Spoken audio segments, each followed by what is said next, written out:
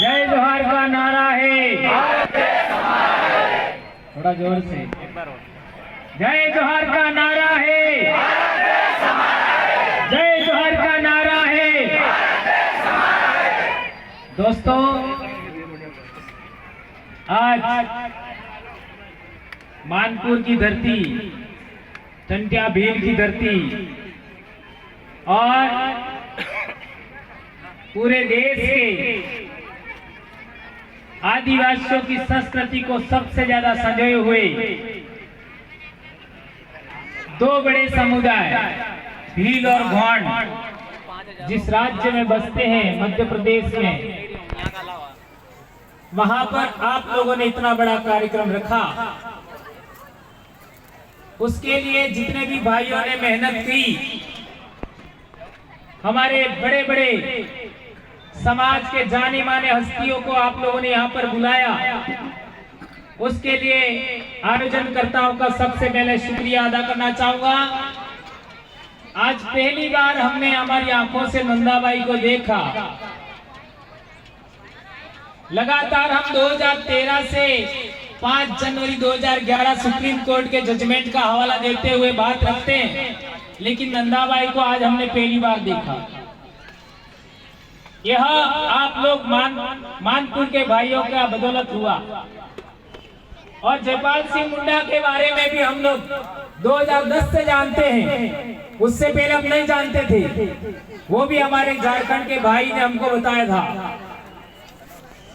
और उनके परिवार की बेटी भी हमारे बीच में है, यह भी पहली बार हमारे बीच में है, उनका भी हम अभिनंदन करते हैं। और यहाँ पर बहुत सारे भाई, जाने माने में नाम लेना उचित नहीं समझता, क्योंकि इसमें ज्यादा समय जाया होता है। आप सभी सम्मानित हैं, यहाँ है वो भी सम्मानित है, वहाँ है वो भी सम्मानित है। और आज के कार्यक्रम में पहली बार इतनी बड़ी महिलाएं मैं देख रहा हूँ, यह अपने आप में बहुत बड़ी बात है। मेरे दोस्तों, आप लोग जो उधर खड़े हैं थोड़ा पास में आ जाइए, अभी छाया भी आ गया। आ जाइए दोस्तों, इधर पास में, मेरे सामने रहोगे तो ज्यादा अच्छा होगा। उधर जो भाई है आ जाओ, यहाँ आ जाओ। दोस्तों, हमने कई वक्ताओं को सुना, समझा और प्रयास किया कि हमारी समस्याएं क्यों हैं। देश में जब आजादी आई, संविधान लागू हुआ, तो कई समाजों की बहुत सारी समस्याएं थी। लेकिन आज हम देखते हैं इतने सालों में तो सबकी समस्याओं का थोड़ा बहुत समाधान हुआ। एकमात्र आदिवासी समाज है जिसकी समस्याएं कम होने के बजाय बढ़ती जा रही। क्या मैं सही कह रहा हूं? एकमात्र आदिवासी समाज है जिसकी समस्याएं कम होने के बजाय बढ़ती जा रही। जहां तक जमीन की बात करें, देश आजाद होने से पहले जितनी जमीन थी हमारे पास, वो जमीन आज कम हो गई। और हमारे पूर्वजों का कथन है कि जमीन नहीं बेचना चाहिए, क्योंकि जो जमीन हमारे पास है वो जमीन हमारी नहीं है, वो हमारे बाप दादाओं की है। यदि हम जमीन बेचते हैं तो किसको बेच रहे? बाप दादा को बेच रहे। ये जमीन हमारी नहीं है, हमारे बाप दादाओं की है। और बाप दादाओं ने जमीन अपने आने वाली पीढ़ी के लिए रखी थी। यदि आप जमीन बेचते हो तो आने वाली पीढ़ी को भी बेच रहे हो। लेकिन यह सब जानने के बावजूद भी आज लगातार हमारी जमीन कम हो रही है। ये एक बहुत बड़ी समस्या है। अब अभी आप पिछले दिनों तेलंगाना गए थे तो वहां देश भर के लोग आए थे। वहां पर एक बात निकली कि दुनिया के आदिवासी एक हो, भारत के आदिवासी एक हो। ये नारा अपन ने बहुत बार सुना होगा। सही कह रहा हूँ गलत कह रहा हूँ? लेकिन एक तो हो नहीं रहे कि हो रहे। जो लोग आदिवासी एकता के नाम से निकले थे, समाज में बात कर रहे थे, वो तो पार्टियों में जा रहे हैं।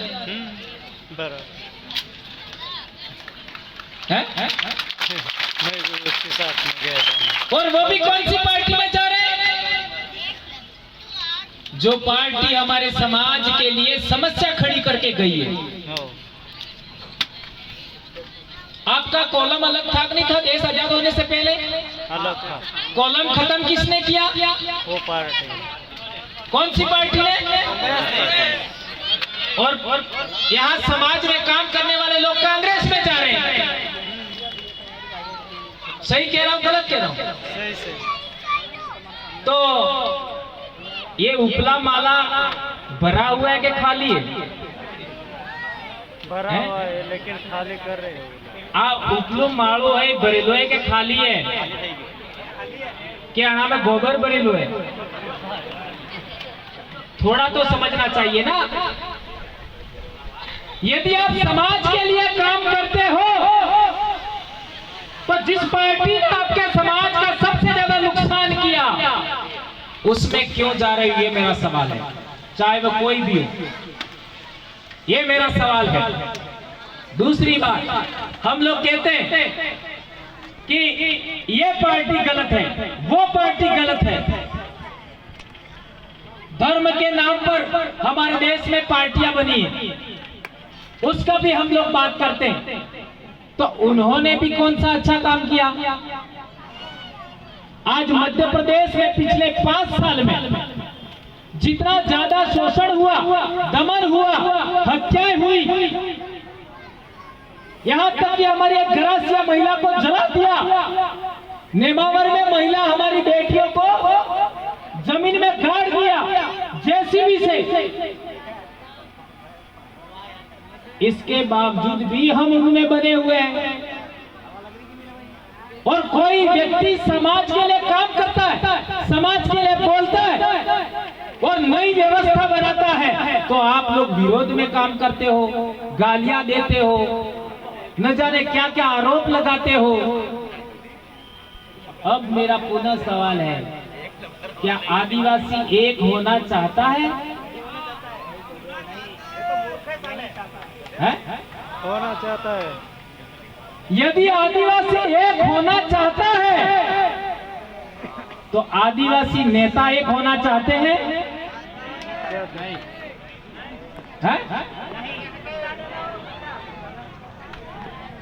आदिवासी एक होना चाहता है, आदिवासी नेता एक होना नहीं चाहते। एक होना चाहिए। ये हमको पहले से पता था। इसलिए 2015 में जब हम लोगों ने आदिवासी परिवार बनाया तो पहला सिद्धांत रखा, राजनीति विहीन आदिवासी परिवार। यानी आप किसी भी पार्टी में हो, किसी भी पार्टी में हो, आप यहां आकर के अपनी बात रख सकते हो।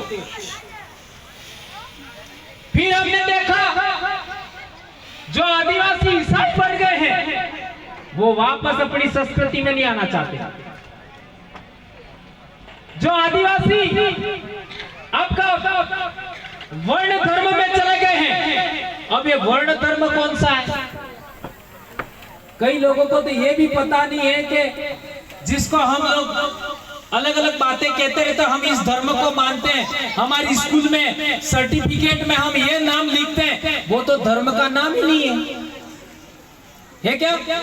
सुप्रीम कोर्ट भी कह चुकी है हिंदू कोई धर्म नहीं है। उस धर्म का असली नाम क्या है? वर्ण धर्म। और दूसरा क्या नाम है? ब्राह्मण धर्म, वैदिक धर्म।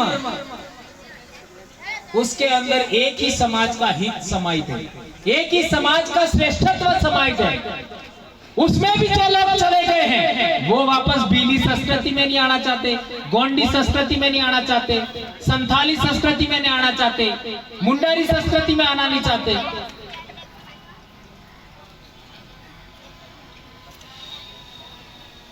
तो हम आदिवासी कहां एक होना चाहते हैं बताओ?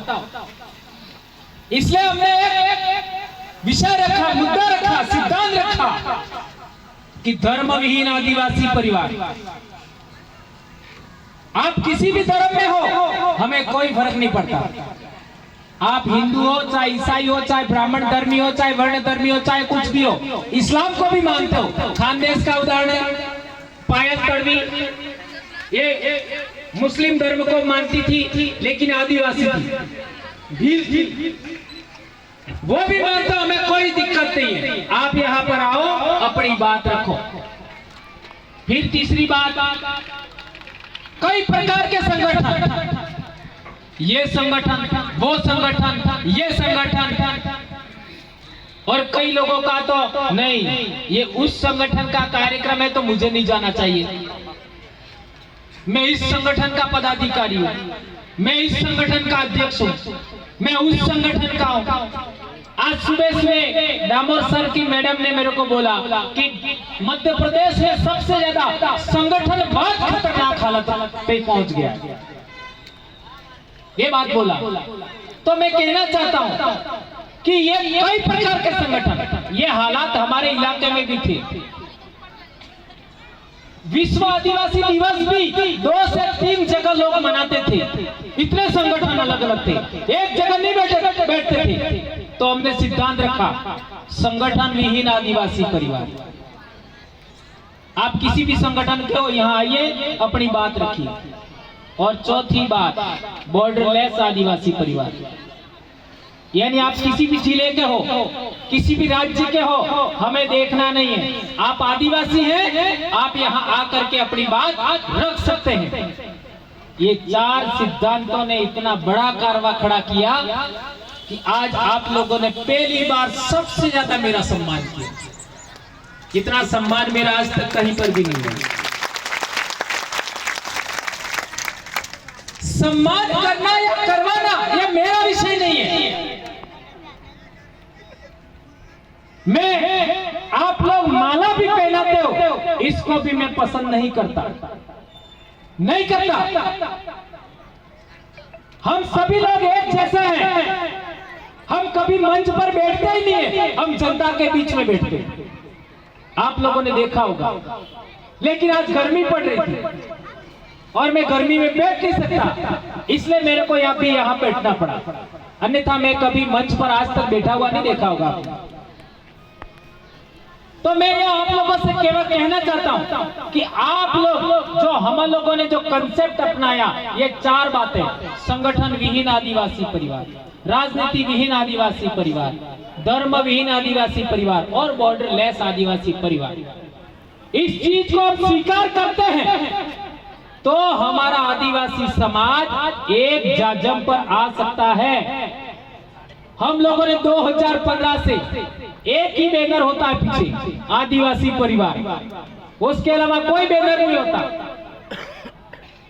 और इसका कोई अध्यक्ष नहीं है, कोई संयोजक नहीं है, जिसको जो बात रखनी है रखते गए, जो राय बनती गई हम लिखते गए। और 2018 में हम लोगों ने किताब बनाया, आदिवासी परिवार विजन बुक। आदिवासी परिवार विजन बुक यानी हमारा विजन क्या है, हम क्या करना चाहते हैं, उसके बारे में उस किताब में लिखा हुआ है। 267 पेज का किताब है, जून 2018 मैंने लिखा है। लेकिन वो किताब बेचने के लिए नहीं है, बेचने के लिए नहीं है। वे कार्यकर्ता हमें विश्वास हो जाए कि वो कार्यकर्ता समाज को कभी धोखा नहीं देगा, उसी को पढ़ने का अवसर मिलेगा। ये बात आप लोगों के बीच में हम कहना चाहते हैं। इसलिए हमने हमारे इलाके में आजकल हम लोग एक नई प्रकार की टीम खड़ी कर रहे हैं। क्या टीम बना रहे हैं? ऐसे कौन से कार्यकर्ता हैं जो जिंदगी में कभी चुनाव नहीं लड़ना चाहते, वो अलग। ऐसे कितने कार्यकर्ता हैं समाज के जो जिंदगी में कभी चुनाव नहीं लड़ना चाहते, उनको अलग कर रहे हैं और उनको निर्णय लेने का पावर दे रहे हैं। बहुत बड़ी बात कह रहा हूं, ध्यान से समझिए। जो लोग चुनाव नहीं लड़ना चाहते जिंदगी में कभी भी, उनको पावर होगा निर्णय लेने का। और जो लोग चुनाव लड़ना चाहते हैं उन लोगों को निर्णय अमलीकरण का पावर होगा। निर्णय लेने का अधिकार नहीं होगा, निर्णय अमलीकरण का। ये मैं समझ रहा हूं, मैं बोल रहा हूं, आप कितना समझ रहे मुझे नहीं पता, लेकिन गंभीरता से समझिए ये बात को। बहुत बड़ी बात कह रहा हूं। देश आजाद होने के बाद 1950 में संविधान लागू हुआ और संविधान लागू होने के बाद 1951-52 में पहला चुनाव हुआ। वहां से 2023 तक आज तक हम लोगों को हमारा नेता कौन होगा, हमारा विधायक कौन होगा, हमारा एमएलए कौन होगा, हमारा सांसद कौन होगा, ये तय करने का अधिकार हमको नहीं मिला। क्या मिला? नहीं मिला। इसी वजह से आपके समाज का बेहतरीन नेतृत्व करने लायक आदमी पार्टियों के गुलाम हो गए। ये बहुत बड़ी बात कह रहा हूं। देश आजाद होने से पहले जो समाज का सच्चा लीडर था, लड़ाकू आदमी था, अच्छा लीडर था, योग्य आदमी था, वो लीडरशिप करता था। वो लीडरशिप करता था देश आजाद होने से पहले। देश आजाद होने के बाद जो सच्चा लीडर है, समाज का त्याग, समाज का कल्याण करने की भावना रखता है, समाज के लिए लड़ता है, झगड़ता है, उस आदमी को टिकट नहीं मिलता है। और जो दूसरों के आगे लौट-पौट होता है, दूसरों के आगे चरण स्पर्श करता है। हमारे इलाके में हमारे कई सारे फोटो आप लोगों ने देखे होंगे, दूसरे लोग, दूसरे समाज के लोग कुर्सी पर बैठते हैं और हमारे मंत्री जमीन पर नीचे बैठते हैं। आपके मध्य प्रदेश में ऐसा होता है?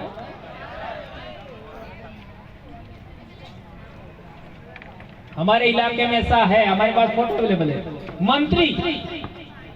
मंत्री जमीन पर बैठा है और गैर आदिवासी लोग कुर्सी पर बैठे हैं। सोच सकते हो, बहुत गंभीर बात कह रहा हूं। ये हालात है आपके जनप्रतिनिधि का, फिर संविधान कैसे लागू होगा बताओ? आपके नेता को बराबर बैठने का अधिकार नहीं दिया दूसरे समाज के लोगों ने, और वो जमीन पर बैठता है। संविधान कैसे लागू होगा? लागू हो सकता है क्या? और हम बात कर रहे हैं संविधान के अंदर आर्टिकल 13(3) का में यह लिखा है, सुप्रीम कोर्ट के जजमेंट में यह लिखा है, 5वीं अनुसूची में यह लिखा है। ये आप बोल रहे हो, सड़क पर बोल रहे हो, लेकिन जिन लोगों को आपने वहां बोलने के लिए भेजा है वो क्यों नहीं बोल रहे हैं?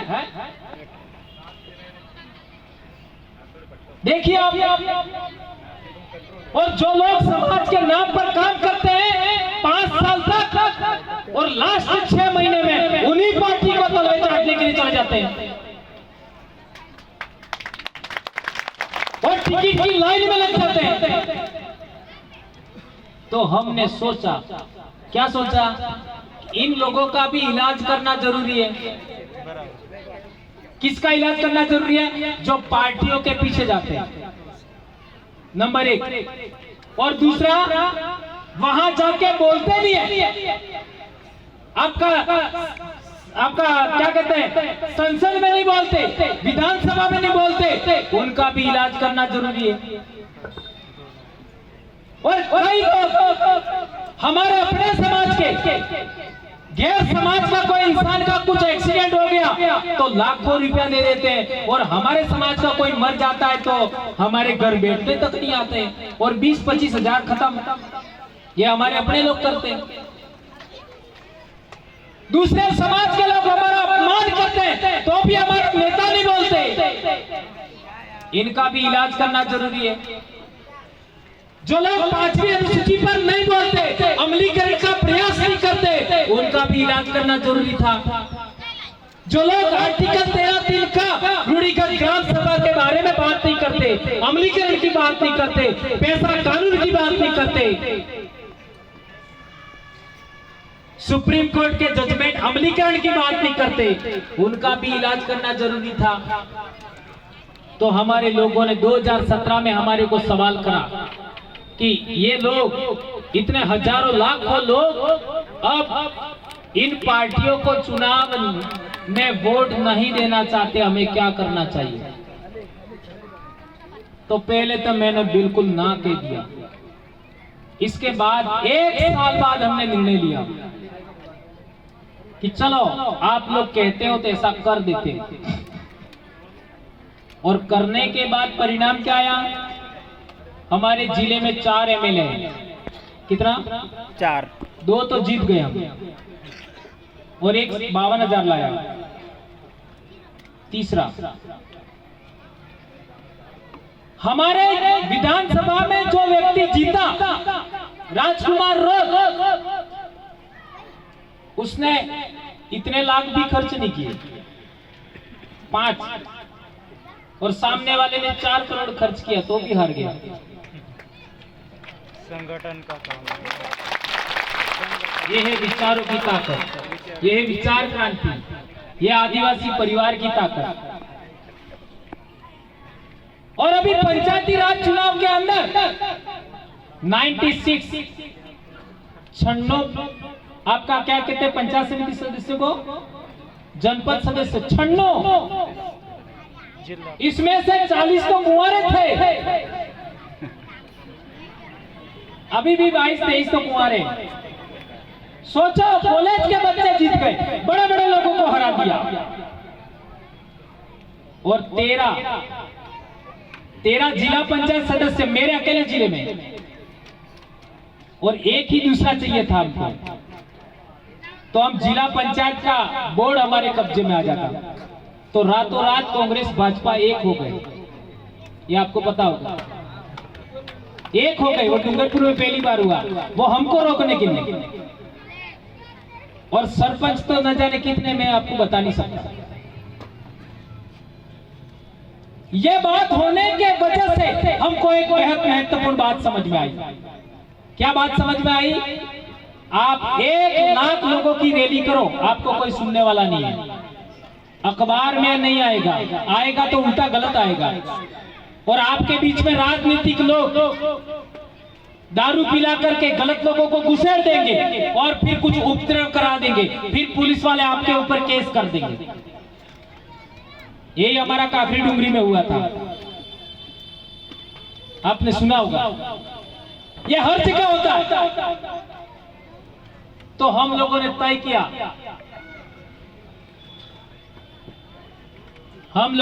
किया, कि पूरे भील प्रदेश के अंदर, एक बात ध्यान रखो, भील प्रदेश का मतलब क्या? जहां जहां भीलों के राजा हुआ करते थे वो भील प्रदेश, जहां जहां भीलों के राजा हुआ करते थे, जहां भील बाहुल्यता है वो पूरा भील प्रदेश। तो पूरे भील प्रदेश के अंदर इन पार्टियों का खात्मा जब तक नहीं होगा, हमारा समाज एक कभी नहीं हो सकता। इस बात का हम लोगों ने तय किया है। इस वजह से हम लोगों ने संगठन रजिस्टर्ड किया, क्योंकि जब तक पार्टियों का खात्मा नहीं होगा, आपका समाज एक कभी नहीं हो सकता। आज आप देख लो, एक परिवार में भी 2 टुकड़े मिलेंगे, एक गांव में 4 से 5 टुकड़े मिलेंगे। और जिले और पंचायत समिति की तो बात छोड़ दो, हम लोगों को एक बात समझ में आई कि आप 1 लाख लोगों का भी रैली करोगे, आपको कोई नहीं सुनेगा। और पार्टी के 5 लोग मिलकर के प्रेस कॉन्फ्रेंस कर लेंगे तो भी वो लोग डरते हैं। ये बात ध्यान से समझो।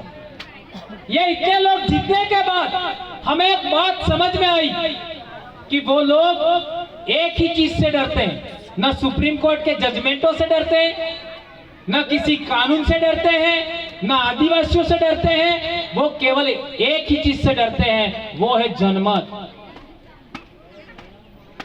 क्या समझ रहे हो मैं जो कह रहा हूं? जनमत यानी पब्लिक का मत क्या है? मत का मतलब वोट नहीं है। पब्लिक क्या सोचती है, पब्लिक की इच्छा शक्ति क्या है, पब्लिक का सोचने का नजरिया कैसा है, उसके आधार पर वो लोग डरते हैं। तो हमने इसी वजह से तय किया कि पब्लिक का, लोगों का सोचने का नजरिया बदलना होगा। पब्लिक को सोचने का जो विषय है वो बदलने होंगे। तो हमारे लोगों की आदत क्या थी? आदत ये थी कि थोड़ा सा पिला दो, थोड़ा सा खिला दो, थोड़ा सा पिला दो, तो बैल के समान काम करते दूसरों के लिए है? जब तक उतरेगा नहीं तब तक पूरे गांव में घूमेंगे, इसी को वोट देना, इसी को वोट देना, इसी को वोट देना, एक पव्वे में है। हमारे लोगों को एक बीड़ी पिला दी किसी आदमी ने और कह दिया ये बोरी वहां से वहां रखनी है, रख देंगे। 50 किलो की बोरी, एक बीड़ी पिला दिया, इधर से उधर रख देंगे। ये हमारा कैरेक्टर है पूरे देश भर में। ये नेगेटिव है कि पॉजिटिव है, ये बाद में समझेंगे। अब ऐसे समाज को कैसे एक किया जाए, कैसे संगठित किया जाए, इसके लिए बहुत दिमाग खपाना पड़ता है। तो आज आप लोग देख लीजिए, हम भी आपके खून के हैं, हम कोई अलग नहीं है। हमारे इलाके में एकता हो सकती है तो मध्य प्रदेश में क्यों नहीं हो सकती? हो सकती कि नहीं हो सकती? होना चाहिए।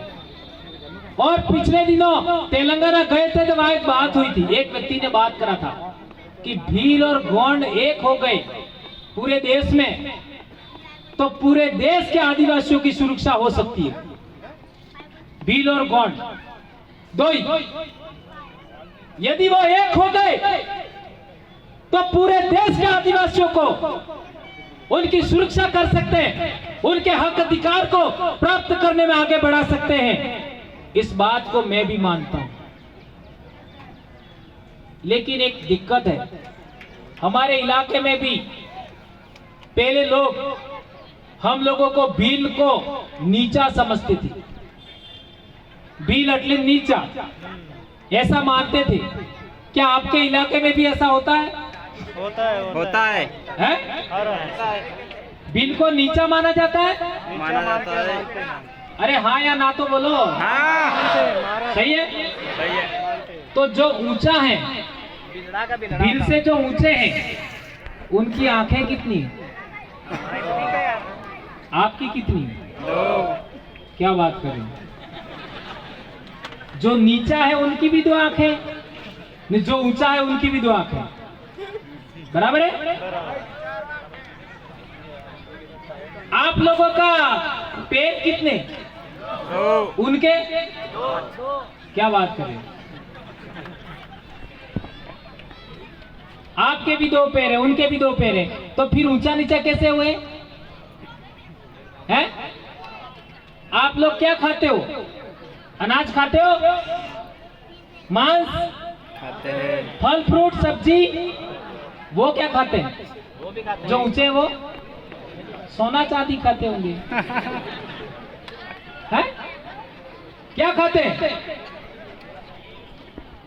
आप लोग जमीन पर चलते हो, आसमान में उड़ते हो? नहीं, वो लोग जो ऊंचे हैं वो तो आसमान में उड़ते होंगे। किस आधार पर है जो लोग अपने आप को ऊंचा मानते हैं, वो किस आधार पर ऊंचा है? ये मेरा सवाल है। और तो और हमारे आदिवासी लोगों में भी ये आ गया है कि मैं ऊंचा, मैं ऊंचा, मैं ऊंचा। सही है गलत है? आदिवासी समाज का होने के लिए एक सिद्धांत है कि वह जाति व्यवस्था का अंग नहीं होगा। आदिवासी कौन? अनुसूचित जनजाति कौन? जो जाति व्यवस्था में नहीं आता, जो वर्ण व्यवस्था में नहीं आता। ये तो 8वीं की किताब में लिखा हुआ है, हमारे स्कूलों में चल रही है, सीबीएसई बोर्ड में एनसीईआरटी की किताब है, उसमें लिखा हुआ है आदिवासी कौन, अनुसूचित जनजाति कौन? जो जाति व्यवस्था में नहीं आता, जो वर्ण व्यवस्था में नहीं आता। जो समाज वर्ण व्यवस्था में आता है वो हिंदू होता है,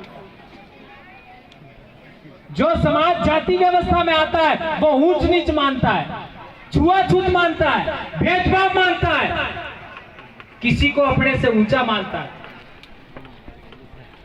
और ये दोनों बातें हमारे ऊपर लागू नहीं होती, ये उसी किताब में लिखा है। और आदिवासियों का धर्म क्या है वो भी लिखा हुआ है, उसी 8वीं की किताब सरकारी स्कूल में चल रही है, उसमें लिखा है आदिवासियों का धर्म हिंदू नहीं है, इस्लाम नहीं है, ईसाईयत नहीं है, आदिवासी प्रकृति मूलक लोग हैं, लिखा हुआ है। चाहो तो चलो मेरे साथ में, मैं आपको पोटला पकड़ा देता हूं, किताब है।